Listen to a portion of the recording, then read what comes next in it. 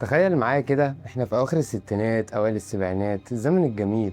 ام كلثوم، عبد الوهاب، عبد الحليم، فريد الأطرش، كلهم مكسرين الدنيا. فجأة يطلع صوت من قلب الشارع كده بيقول: كركشنج دبح كبشه والصح اتدحم بوه.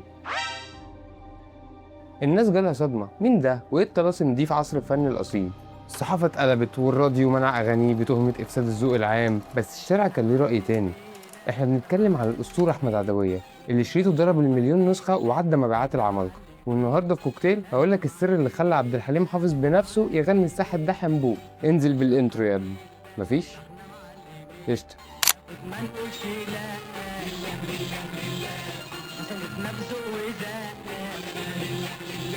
بص يا سيدي، احمد عدويه ده قصته قصه. هو اصلا اسمه احمد محمد مرسي الوزيري، اتولد في قريه في المنيا وكان ترتيبه 13 من 14 اخ واخت. ده بقى من صغره ولا كان غاوي كوره ولا لعب مع العيال في الحاره، ده كان غاوي موالد وافراح. ولما اهله شافوه كده خافوا عليه وقالوا ايه، احنا نوديه القاهره يشتغل في قهوه. قال يعني مودينه الجنه. وسبحان الله، بعد ما كان جاي القاهره عشان يبعد عن الغنى ويشتغل ويركز في مستقبله، هي كانت سبب من الاسباب لحبه اكتر للمزيكا. اشتغل في قهوه الالاتيه في شارع محمد علي، وهناك كان يمسح ترابيزه هنا يسمع مقام، يكنس شويه هنا يسمع طرب. ومن هنا ابتدى يتعلم الغنى الشعبي واحده واحده. ما هو بيسمع برضه محمد رشدي وشفيق جلال، هيتعلم من مين تاني؟ في ناس بتقول ان اسم عدويه ده جه بالصدفه، بسبب ان هو اول شريط ليه كان فيه غلطه مطبعيه، بدل ما تكتبه احمد العدوي كتبته احمد عدويه، ومن هنا جه الاسم ومرضيش يغيره وكان فتحه الخير عليه. بس برضه هنا في ناس تانية بتقول ان هو اصلا مشهور بلقب عدويه ده من زمان عشان كان بيغني اغنيه عدويه لمحمد رشدي.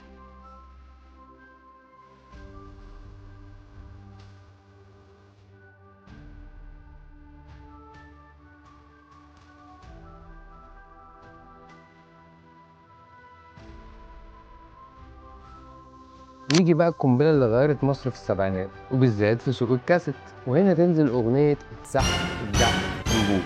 والاغنيه دي نزلت اكتسحت الكاسيت، اكتسحت السوق، اكتسحت اي حاجه، لدرجه ان كان في شركه انتاج اسمها صوت الحب، ودي كانت بتنتج لمغنيين كبار وكانت خلاص اوشكت على الافلاس. انتجت الاغنيه دي، الشركه دي مبيعاتها بقت في السما بسبب الاغنيه دي. بس ثانيه واحده، ايه قصه الكلمات العجيبه دي؟ الاغنيه دي كتبها راجل من قلب الحاره المصريه البسيطه اسمه الريس بيرة، ودي عباره عن كلمات بسيطه موجوده في فولكلور مصر القديم الشعبي. وعلى فكره ثلاثي اضواء من مسرح غنوها في الستينات، لدرجه ان في صديق لسمير غانم قال له ارفع قضيه، دي جايبه ملايين كسرت الدنيا. قال له لا، ده رزقه مش هعمل حاجه. لما نزلت الاغنيه كل المثقفين والملحنين كبار هاجموها وقالوا ايه الكلام اللي ملوش معنى ده، الذوق العام بينهار يا اخوانا. بس الغريب ان هتلاقي كاتب زي نجيب محفوظ بجلاله قدره كان بيسمع احمد عدويه عادي جدا، وكان حافظ له اغاني، لدرجه ان هو قال على اغنيه سيب ونسيب بتاعت احمد عدويه ان هي بتعبر عن الصراع العربي الاسرائيلي. انت متخيل عمنا نجيب محفوظ بنفسه بيحلل احمد عدويه سياسيا؟ الواد ده لسه صغير قاعد في اللفه صغير، الواد ده لسه صغير قاعد في اللفه صغير، وتخلى العقل اتحير منه شبابه يفتح يضحك ايه الواد ده. انا عارف بقى انك مستني الحته دي، وان ازاي عبد الحليم حافظ غنى الساحه ده حنبوه بتاعت احمد عدويه.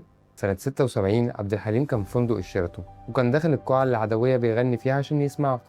وعدوية أول ما شافه راح غنى له خسارة خسارة، ودي كانت المجاملات بين المغنيين، أنا أشوفك أغني لك أنت تشوفني تغني لي. فعبد الحليم طبعا من ذوقه قال يعني هيجاملني وأنا مش هجامله، قام خد منه المايك وغنى الصح ده حنبو.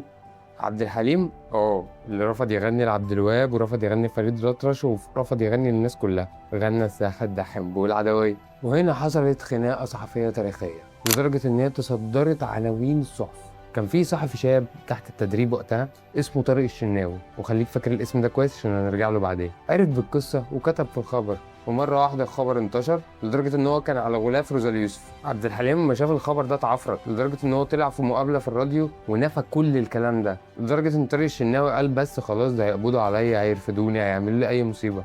لكن الموضوع عدى عادي جدا، وبعد وفاة عبد الحليم الموضوع بقى بيتذكر عادي ومحدش كان بينفيه. بس عبد الحليم بس خاف على برستيجه قدام الصحافة. فاكر طارق الشناوي اللي قلت لك خليك فاكر اسمه؟ طارق الشناوي ده يبقى مين؟ ده يبقى ابن اخو مأمون الشناوي.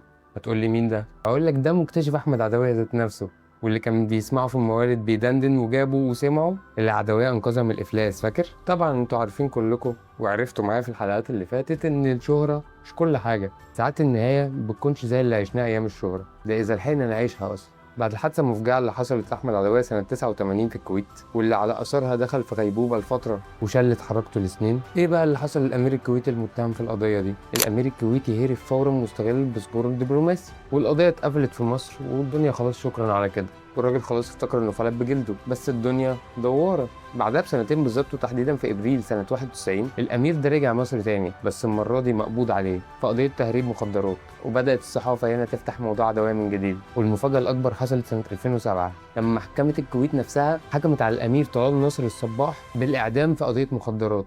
الحكم ما تنفذش لكنه مات جوه السجن عشان تتحقق العدالة السماوية، واللي عمله في عدوية يتردله في أعز ما يملك، حريته.